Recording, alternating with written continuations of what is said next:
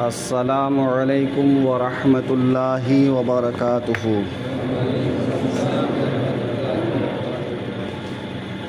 الحمد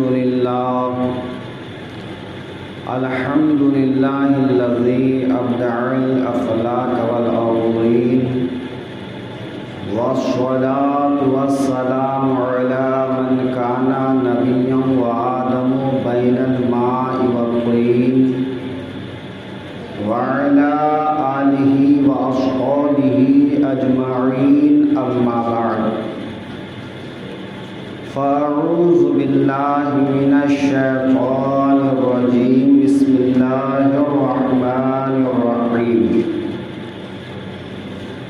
یا ایہا النبی قل لأزواجک إن كنتن تردن الحياة الدنيا وزينتها فتعالين أمتعكن وأسرحكن سراحا جميلا۔ صدق الله المولانا العظيم وصدق رسوله النبي الأمين المتين الكريم، ونحن على ذلك لمن الشاهدين والشاكرين والحمد لله رب العالمين۔ قرآن مجید کی جن آیت کی تلاوت کر کے میں نے اپنی گفتگو کا عنوان قرار دیا ہے، اس کی روشنی میں کچھ دیر گفتگو کرنے سے قبل آقائے دو عالم صلی اللہ علیہ وآلہ وسلم کی بارگاہ میں انتہائی عقیدت و محبت کے ساتھ درود پاک کا نذرانہ پیش کریں۔ اللہم صلی علی سیدنا و مولانا محمد بارک وسلم، صلاۃ و سلاما علیک یا رسول اللہ صلی اللہ تعالی علیہ وآلہ وسلم۔ گزشتہ جمعہ کی تقریر اگر آپ کے ذہن میں ہوگی تو میں نے عرض کیا تھا کہ آقائے دو عالم صلی اللہ علیہ وسلم نے ازواج مطہرات کے نفقہ میں زیادتی کا مطالبہ کرنے کے بعد 1 مہینے کا ایلا فرمایا، یعنی آقائے دو عالم صلی اللہ علیہ وسلم کچھ ناراض ہو کر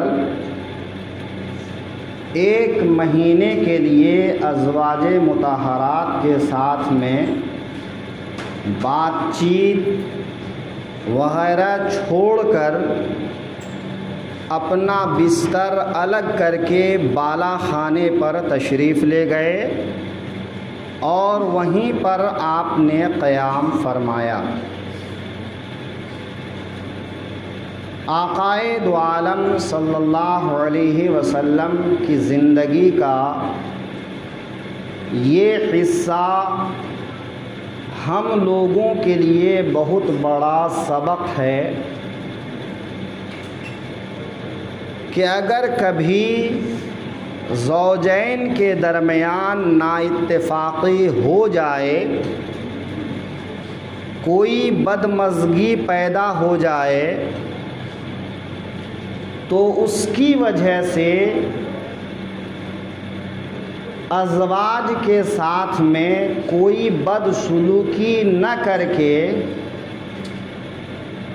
وقتی طور پر ان سے علیحدگی حاصل کی جائے، دوری اختیار کی جائے،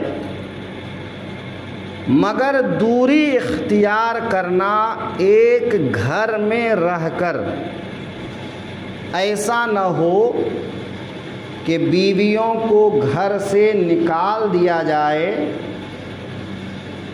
یا خود گھر چھوڑ کر بھاگ نکلا جائے، بلکہ گھر میں رہ کر دوری اختیار کی جائے۔ اسلام نے اصلاح کا یہ طریقہ بتایا ہے، اس میں بے شمار حکمتیں ہیں۔ کہ اگر بیویوں کو گھر سے نکال دیا جائے تو دوریاں کم ہونے کے بجائے، اصلاح کے بجائے دلوں میں نفرت پیدا ہوگی اور دوریاں بڑھے گی۔ اور اگر ایک گھر میں رکھ کر ان سے بات چیت بند کر کے یا اپنا بستر الگ کر کے علیحدگی اختیار کیا جائے تو اس صورت میں عورت کے دل دماغ پر یہ بات آئے گی کہ میں نے وہ کون سا غلط کام کیا جس وجہ سے میرے خاوند مجھ سے خفا ہیں اور مجھ سے علیحدگی اختیار کیے ہوئے ہیں۔ تو ان کے دل میں نرمی پیدا ہوگی، ندامت پیدا ہوگی اور وہ اپنے شوہر کو راضی کرنے کی کوشش کرے گی۔ بہت سے ماں باپ ایسے موقع پر آتے ہیں اور اپنی بیٹی کو اٹھا لے جاتے ہیں، کبھی کبھی سامان بھی اٹھا لے جاتے ہیں، تو اس سے رشتے بنتے نہیں، رشتے بگڑ جاتے ہیں۔ چونکہ ہمارے یہاں مشورہ دینے والے بھی کم نہیں ہیں اور ایسے ایسے مشورے دیتے ہیں کہ جن سے کسی گھر کا بچنا تو ممکن نہیں ہے، ٹوٹنا یقینی ہے۔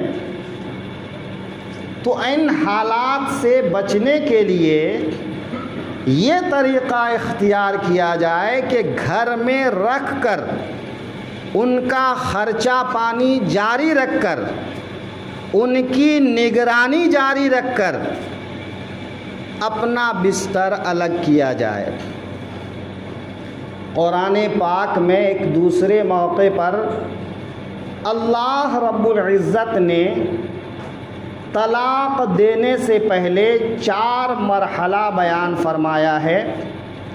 فَعِظُوهُنَّ وَاهْجُرْنَ فِي الْمَضَاجِعِ وَاضْرِبُوهُنَّ،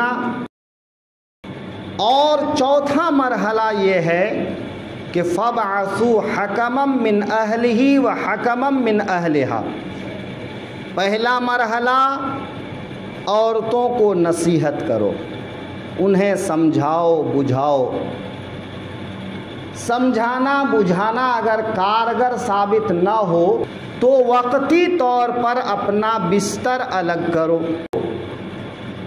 تو تھوڑی بہت ڈانٹ پھٹکار کرو۔ اگر ڈانٹ پھٹکار بھی کارآمد نہ ہو، وَاهْجُرُوهُنَّ فِي الْمَضَاجِعِ، یہ لفظ جو آیا ہے وہ اسی معنی کر ہے کہ وقتی طور پر ان سے اپنا بستر الگ کر لو۔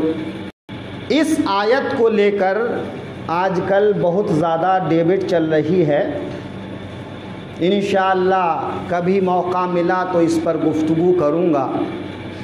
پروپیگنڈا کرنے والے یہ ذہن دینے کی کوشش کرتے ہیں کہ جس مذہب کو عورت کو مارنے کا حکم دیا گیا ہو اس میں برابری کیسے ہے،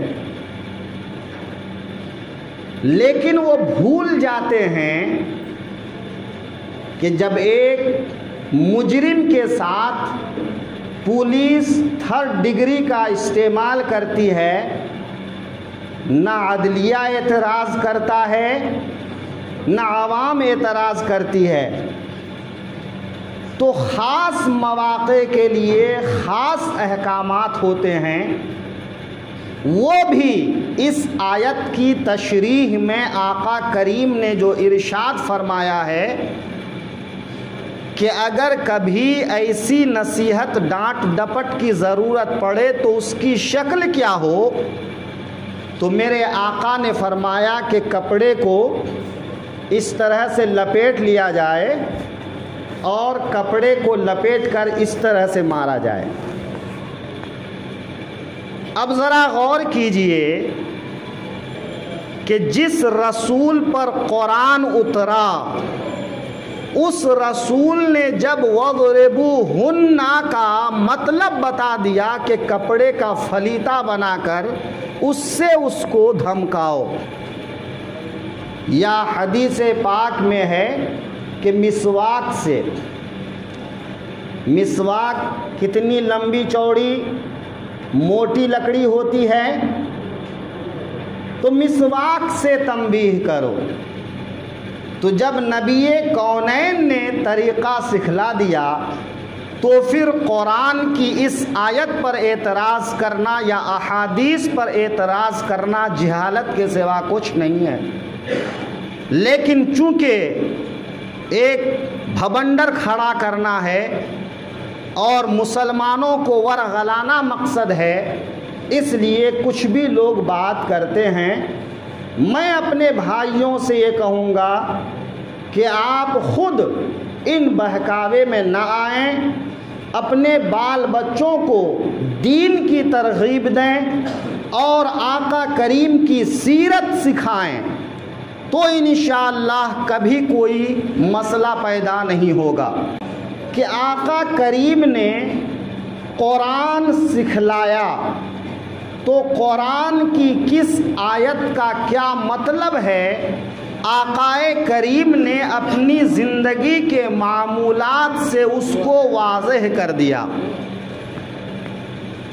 اس پر گفتگو طویل نہ ہو جائے، مجھے عرض یہ کرنا ہے کہ آقا کریم صلی اللہ علیہ وسلم نے 1 مہینے کے لیے اپنی ازواج سے علیحدگی اختیار فرمایا۔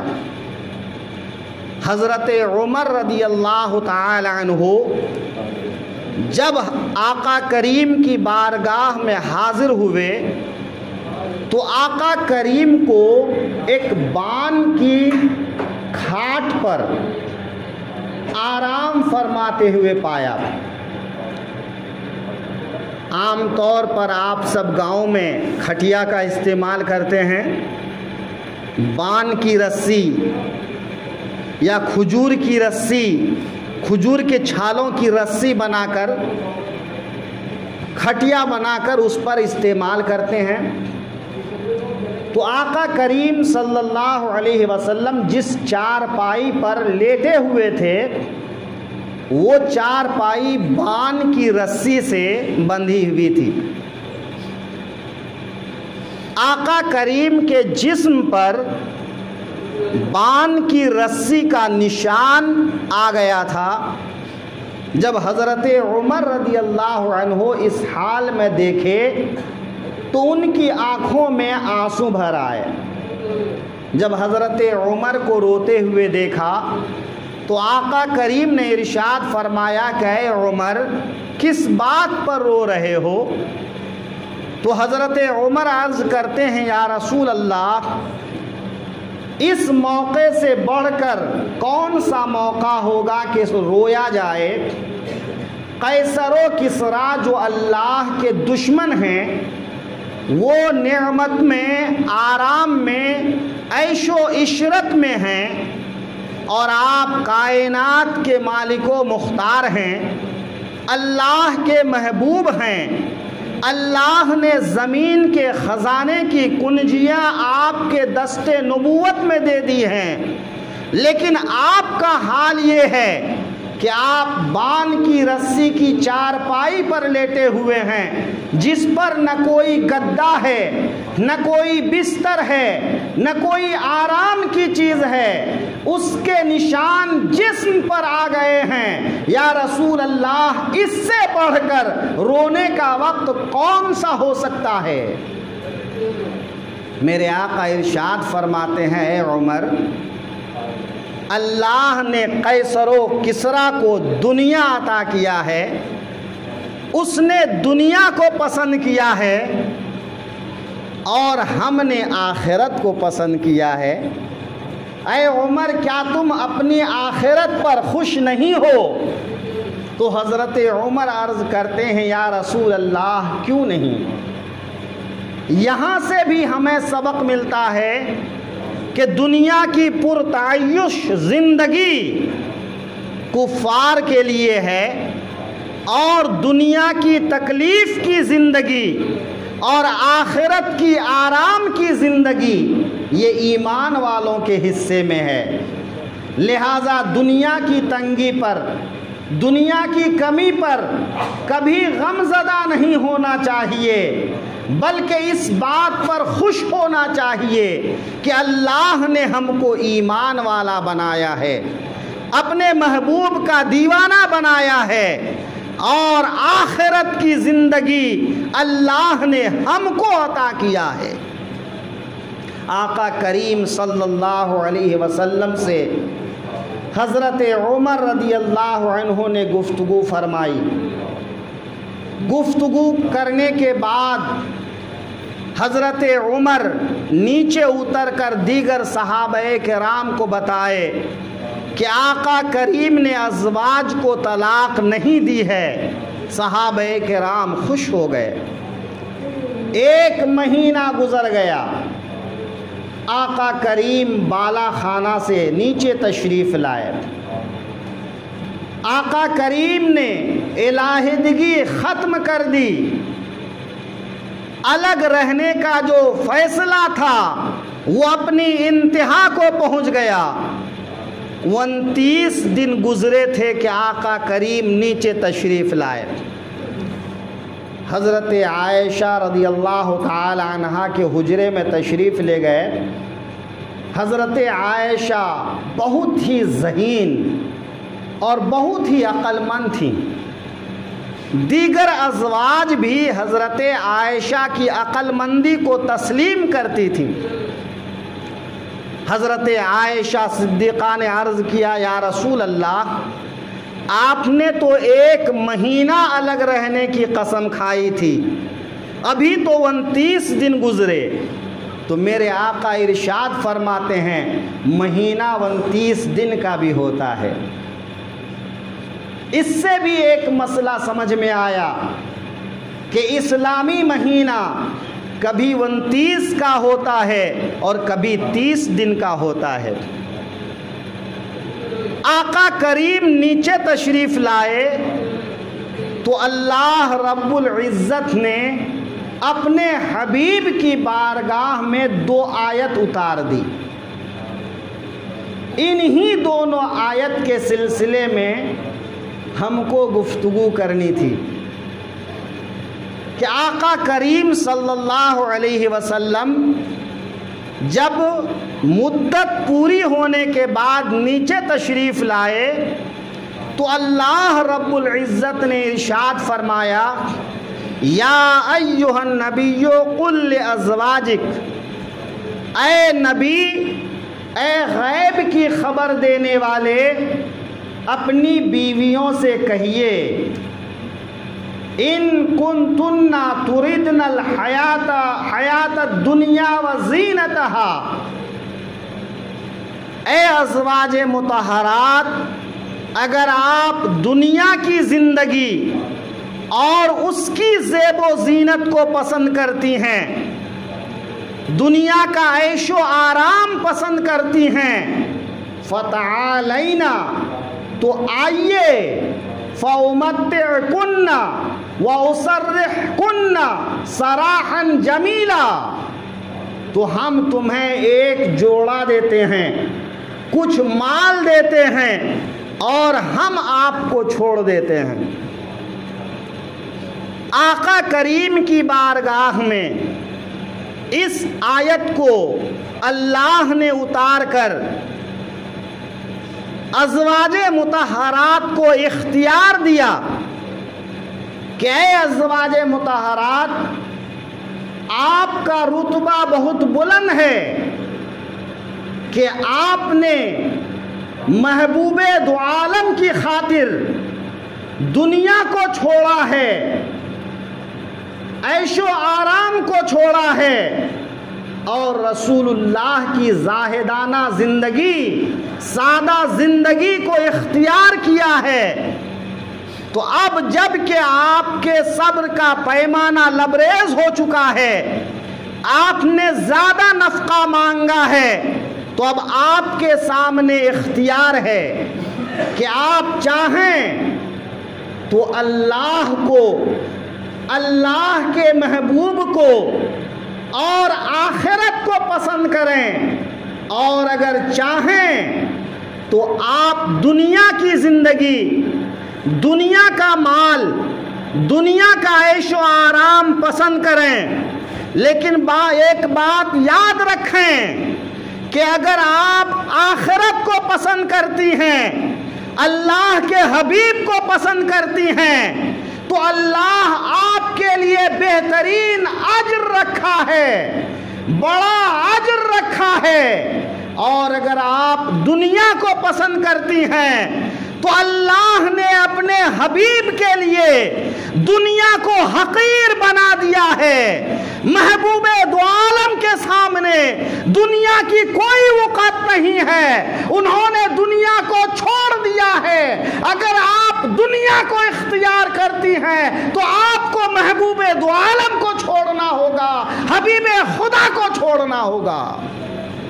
اگر آپ کو دولت پسند ہے تو محبوب دو عالم کو چھوڑ دیجئے، اور اگر آپ کو محبوب دو عالم پسند ہے تو دنیا کا عیش و آرام چھوڑ دیجئے۔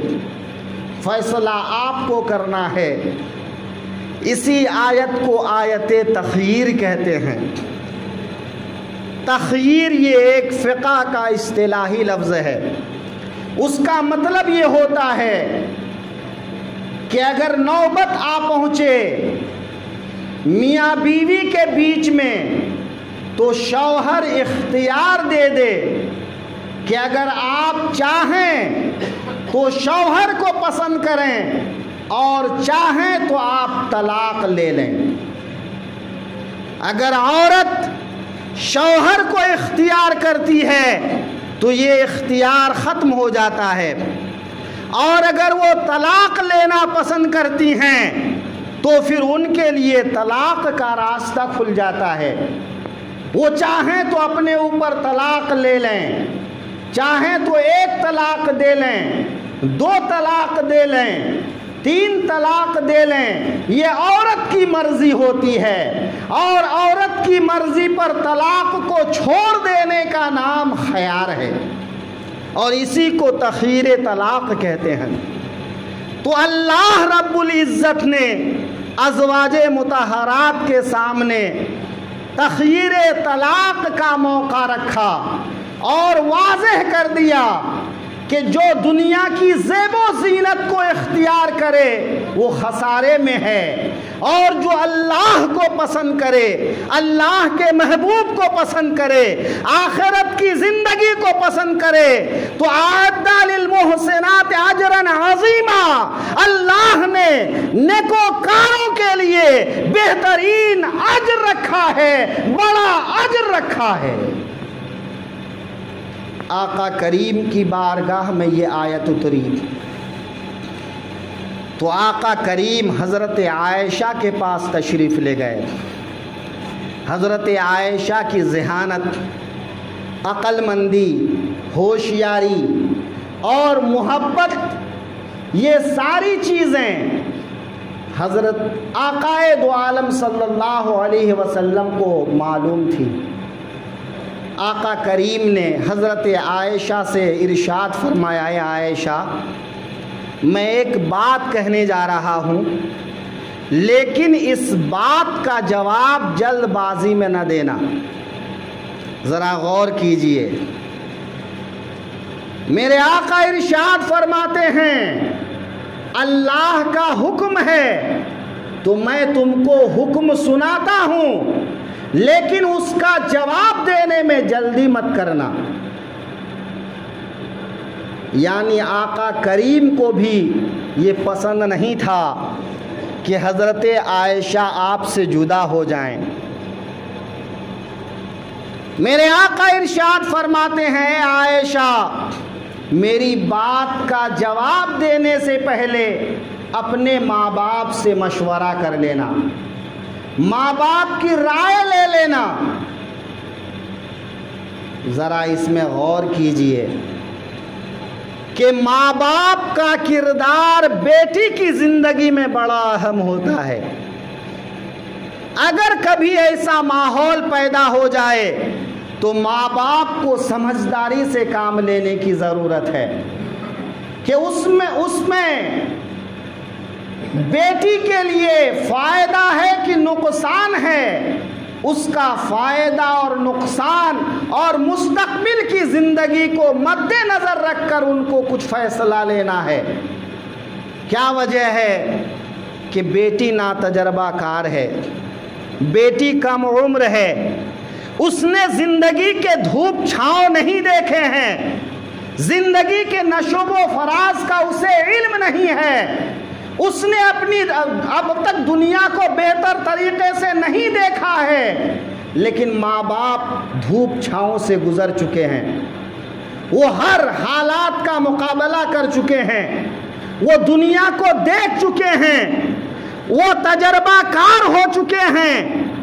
میرے آقا ارشاد فرماتے ہیں، اے عائشہ، اپنے ماں باپ سے مشورہ کیے بنا کوئی جواب نہیں دینا۔ حضرت عائشہ عرض کرتی ہیں، میرے آقا بتائیں تو صحیح وہ کون سی بات ہے؟ تو میرے آقا نے یہ دونوں آیتیں پڑھ دی اور فرمایا، اے عائشہ، اللہ کا حکم آیا ہے کہ اگر ازواج مطہرات چاہیں تو وہ طلاق لے لیں اور چاہیں تو اللہ اور اس کے حبیب کو پسند کریں۔ حضرت عائشہ بہت سمجھدار تھی، عرض کرتی ہیں، یا رسول اللہ، بھلا اس بات میں مجھے اپنے ماں باپ سے مشورہ کرنے کی کیا ضرورت ہے؟ میں کس چیز کے لیے اپنے ماں باپ سے مشورہ کروں؟ اے اللہ کے محبوب، میں کھلے دل سے اللہ اور اس کے رسول کو پسند کرتی ہوں۔ اے میرے آقا، میں نے اللہ اور اس کے حبیب کو پسند کیا ہے۔ حضرت عائشہ کا جواب سن کر میرے آقا خوش ہو گئے۔ حضرت عائشہ کا جواب بہت نفیس اور عمدہ جواب تھا۔ یا رسول اللہ، جب بات آپ کی آ جائے، مختار کائنات کی آ جائے، مالک کائنات کی آ جائے، محبوب دو عالم کی آ جائے، رحمت دو عالم کی آ جائے، کائنات کے مالک و مختار کی بات آ جائے، تو یا رسول اللہ، بھلا میں اس بارے میں کسی اور سے مشورہ کروں؟ یا رسول اللہ، میں نے اللہ اور اس کے حبیب کو پسند کیا ہے۔ اے میرے آقا، مجھے تو آپ چاہیے، مجھے دنیا نہیں چاہیے، دنیا کا مال نہیں چاہیے، دنیا کی زیب و زینت نہیں چاہیے۔ اب آقا کریم فرماتے ہیں، ٹھیک ہے، اب میں دیگر ازواج کے سامنے بھی یہ بات دہرا دوں، یہ بات پیش کر دوں، چونکہ تمام ازواج کے لیے یہ حکم ہے۔ تو حضرت عائشہ فرماتی ہیں، یا رسول اللہ، میرا جواب کسی اور کو نہیں بتائیے گا۔ میں نے کیا جواب دیا ہے وہ آپ اور ازواج کو نہیں بتائیے گا۔ میرے آقا فرماتے ہیں، عائشہ، اگر کسی نے نہیں پوچھا تو نہیں بتاؤں گا، لیکن اگر دیگر ازواج مطہرات نے پوچھ لیا تو میں نہیں چھپاؤں گا، تمہاری بات بتا دوں گا، تمہارا جواب بتا دوں گا، تم نے جو کہا ہے وہ ان کو سنا دوں گا۔ آقا کریم صلی اللہ علیہ وسلم ایک ایک ازواج کے پاس تشریف لے گئے اور ہر کسی کو قرآن کی وہی 2 آیت پڑھ کر اختیار دیا، لیکن ہر کسی نے یہی پوچھا، یا رسول اللہ، کیا آپ نے یہ بات حضرت عائشہ سے کہا؟ میرے آقا فرماتے ہیں، ہاں، میں نے ان کے سامنے یہ کہہ دیا، اختیار دے دیا۔ تو تمام ازواج نے پوچھا، یا رسول اللہ، حضرت عائشہ نے کیا جواب دیا؟ تمام ازواج مطہرات کو حضرت عائشہ کی عقل مندی پر بھروسہ ہے، ان کی دانش مندی پر اعتبار ہے، ان کی سمجھداری پر یقین ہے۔ سب نے پوچھا کہ حضرت عائشہ نے کیا جواب دیا، تو میرے آقا نے ارشاد فرمایا، اے ازواج مطہرات، حضرت عائشہ نے اللہ اور اس کے حبیب کو پسند کیا ہے، تو حضرت عائشہ کی پیروی کرتے ہوئے تمام ازواج مطہرات نے جواب دیا، یا رسول اللہ، اس بارے میں جو جواب حضرت عائشہ کا ہے وہی جواب ہم سب کا بھی ہے۔ اے اللہ کے حبیب، ہم سب بھی اللہ اور اس کے حبیب کو پسند کرتے ہیں اور دنیا کے مال و متاع کو چھوڑتے ہیں، دنیا کی زیب و زینت کو چھوڑ دیتے ہیں۔ اسی کو سیرت مصطفیٰ صلی اللہ علیہ وسلم کی باب میں ایک تخیر اور ایلا کا باب باندھا گیا ہے، اور آقا کریم کے زندگی کو اس طرح سے بیان کیا گیا ہے۔ آقا کریم کی زندگی کا یہ ایک گوشہ پوری امت مسلمہ کے لیے ہزارہا سبق لیے ہوئے ہے، ان کے لیے نصیحت لیے ہوئے ہے، ان کے لیے رہنمائی لیے ہوئے ہے، اور انہیں چاہیے کہ وہ رسول اللہ کی سیرت پر عمل کریں، وہ اپنے محبوب کے دین پر عمل کریں، ان کی زندگی کو سمجھیں، ان کے زندگی کے لمحے لمحے کو ٹٹولیں اور انہیں اپنی زندگی میں بسائیں۔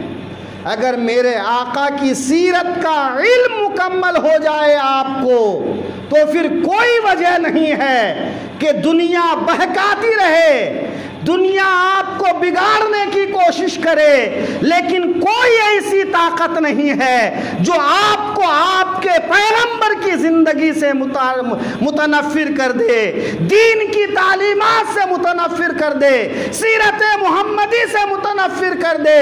کوئی وجہ نہیں ہے کہ اسلام کی بیٹیاں ازواج مطہرات کے نقش قدم پہ چلائیں اور حضرت عائشہ کو اپنا رول ماڈل بنائیں۔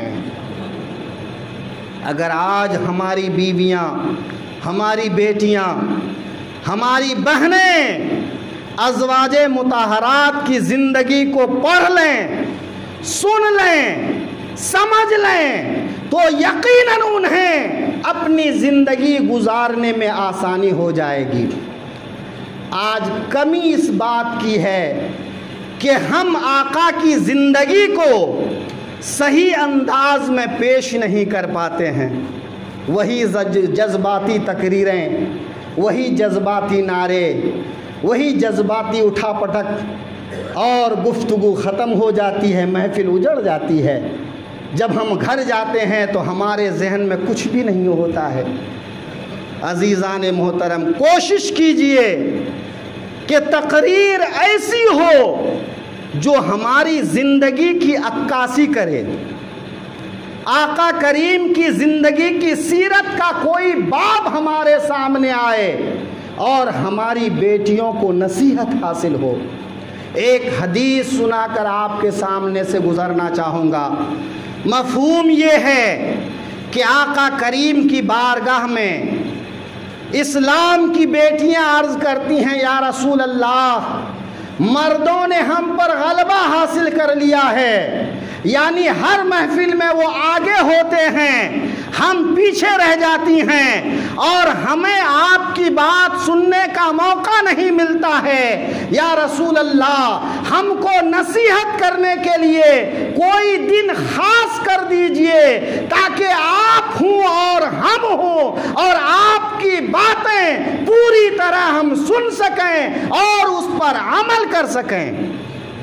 اور میرے آقا کریم نے ان اسلام کی بیویوں کے لیے، مسلمان بیویوں کے لیے مسلمان عورتوں کے لیے ایک دن خاص فرمایا، اور اس دن جب میرے آقا تقریر فرماتے تو صرف عورتیں ہوتی، میرے آقا عورتوں کے مجمع میں تشریف لے جاتے اور انہیں نصیحت کیا کرتے۔